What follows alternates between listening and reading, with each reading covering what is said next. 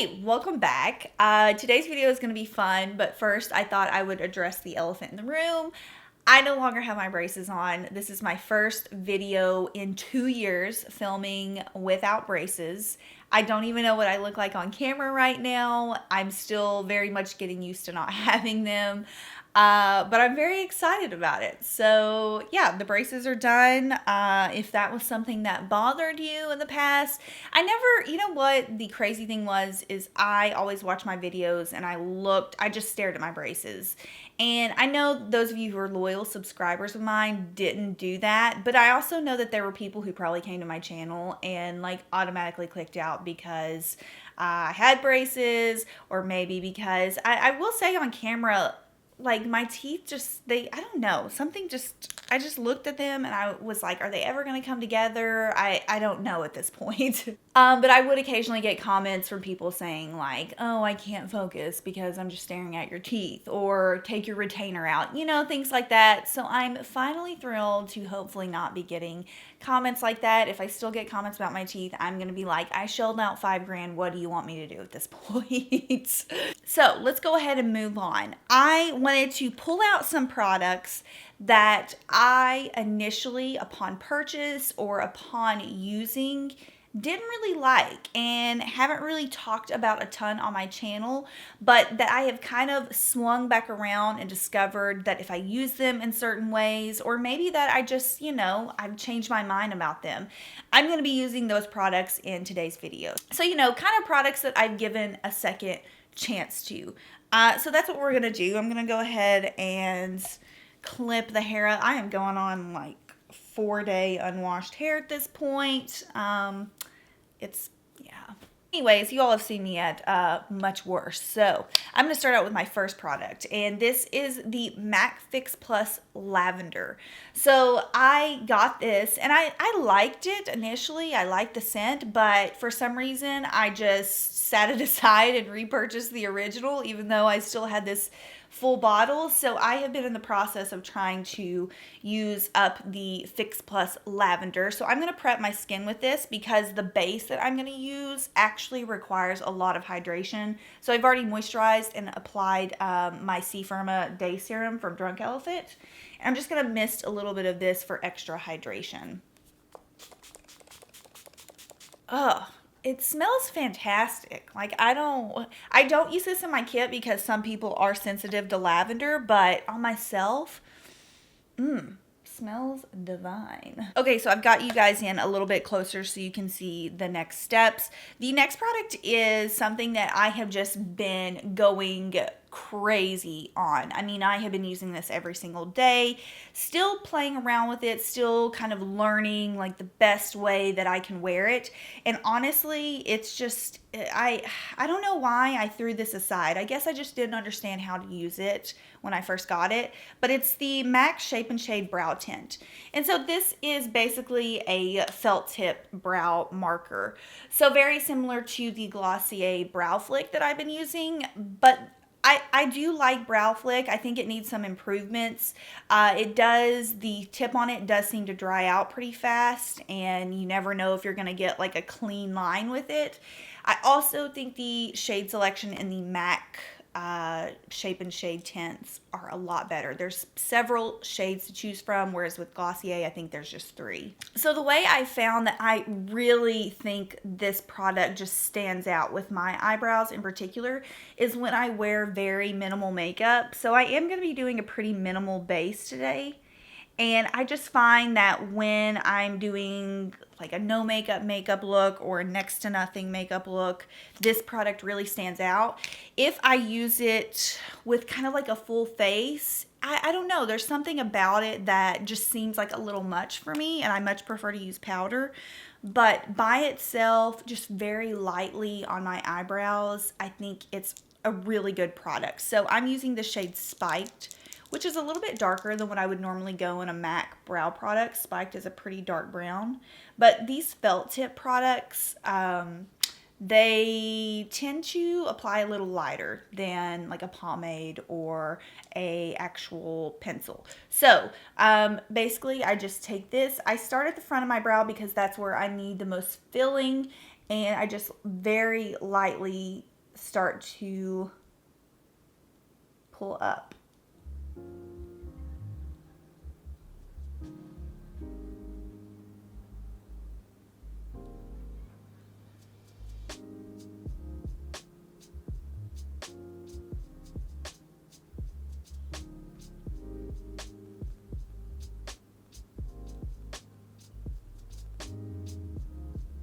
So this is kind of the effect you get with the marker. It's just very feathery, very light. And yeah, I've just been a fan of this for days when I have a super light base going on.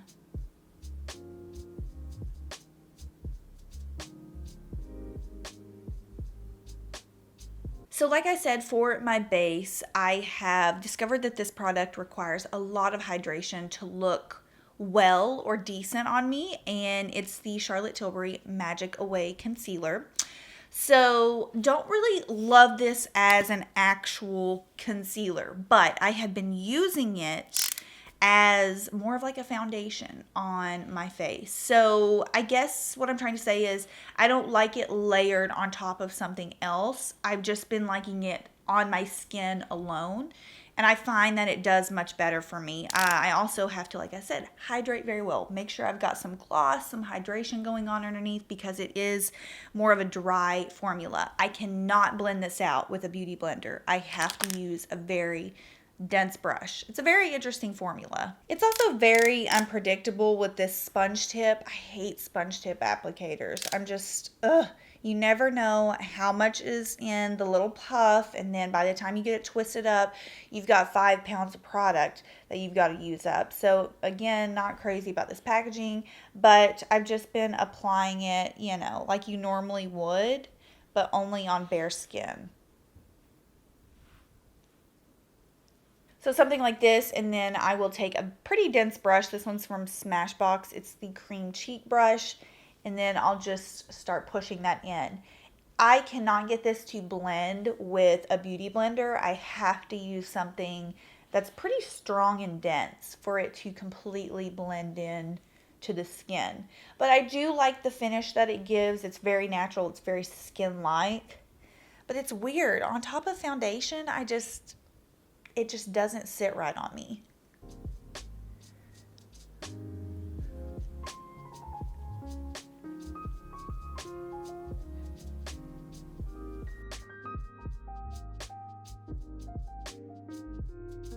I just threw in a bit of my Milk Makeup Matte Bronzer. We all know this is not in the equation. I have loved this product since day one, but I am going to be using something that I discovered I really prefer much as a blush, and that's the bareMinerals Bare Pro lipsticks. So don't get me wrong, I do like these as lipsticks. I think they're very long wearing, but I think the formula really just shines as a blush. Very long wearing on the cheeks. The colors are super pretty, and I just prefer wearing them as cream blushes. So I have the shade Petal, which is just a nice little pink, and I'm just going to use that same cream cheek brush, and I'm going to pop a little bit of this on my cheeks. So yeah, I think that I just really like them better on my face.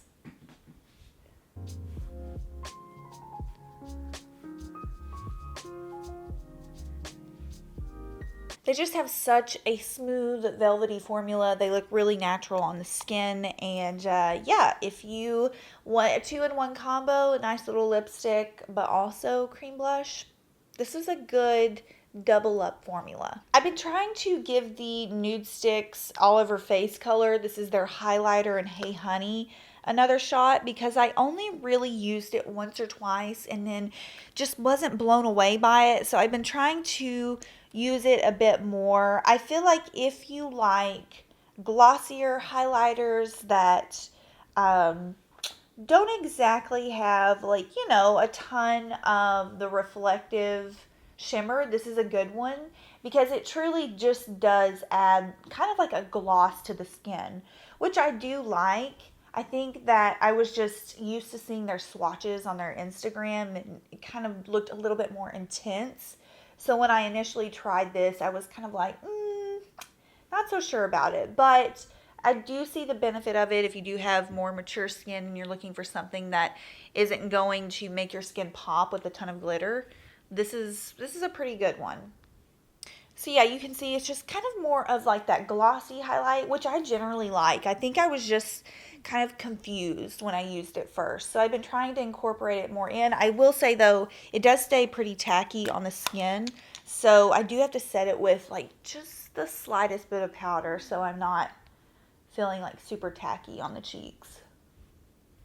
So this next product is actually a product I returned back in the day, and it's made its way back into my life somehow. It's the Charlotte Tilbury Eyes to Mesmerize in Jean. So when I initially ordered this, I'm just going to go ahead and apply it. I like to apply it with my finger. When I initially ordered this, I ordered it with pretty much like the worst Charlotte Tilbury order I could have ever possibly made for my skin type. I ordered all the wrong products, and I ordered this with it, and I applied it with a brush, which is how I saw Charlotte Tilbury use it in a lot of her videos, and I just wasn't blown away by it. And I returned it, and then several years later, like this was probably like a year ago, I got a little box from Charlotte Tilbury, and this was in it. And I almost gave it away, but then I was like, I'll give it another shot. And so I tried applying it with my finger, and it makes much more of an impact, in my opinion, than it did just applying with a brush. Now, don't get me wrong, this product I think can be easily duped, but it is a very pretty and quick eye product. Like you throw it on and you just have a really gorgeous, glossy champagne eye.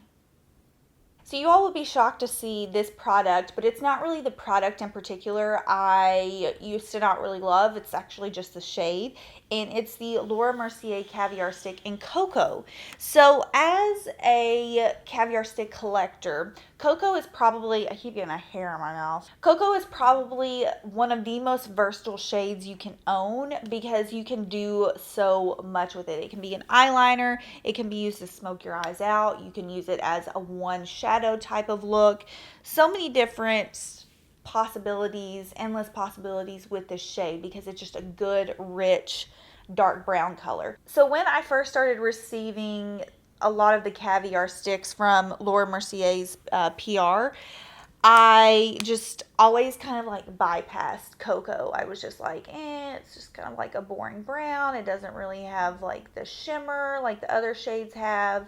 And then as I started experimenting with Caviar sticks more, I discovered like, oh man, I need like a good rich color that doesn't have all of the shimmer to it like the other ones have. And this is just the best, just most versatile color. Like, oh, whoops, didn't mean to do that. Anyways, this is just one of the best colors to have in a Caviar stick collection because it immediately look, it just immediately transforms any kind of eye look. You can use it solely as eyeliner. You can use it solely as a one shadow type of look. It just stands alone by itself so well. But yeah, I didn't, I kind of like turned a cheek to it for a long time because it just kind of looked like a boring brown.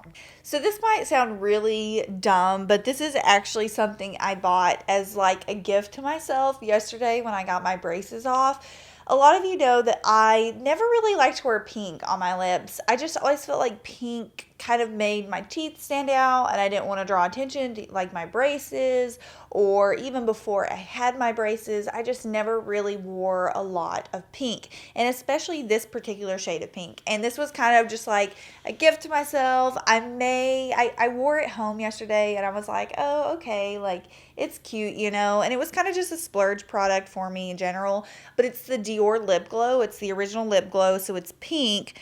And it kind of just has that tone adjusting shade, and most of these turn like a hot pink on me.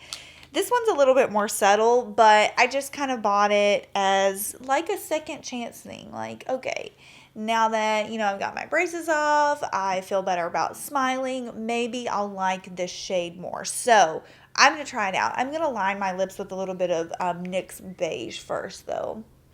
So this is what it looks like if you've never seen it, and it kind of just adjusts to your actual skin tone. So it can be like a light pink on some people. It can turn like a really hot pink. On me, I would say most of these do turn. You can already see it turning on me. I would say they turn into a pretty bright pink. Also splurged on the Dior Lip Maximizer. This is the beige one.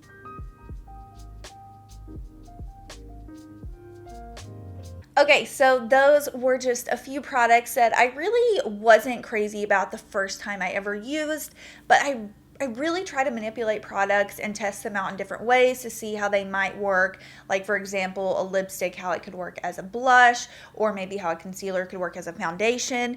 And I think if you just play around with products, a lot of the times you'll be surprised at how they might not work one way, but might look phenomenal in another way. So I hope you enjoyed this video. And if you sent me messages about my braces on Instagram, because I've already posted pictures on there, obviously.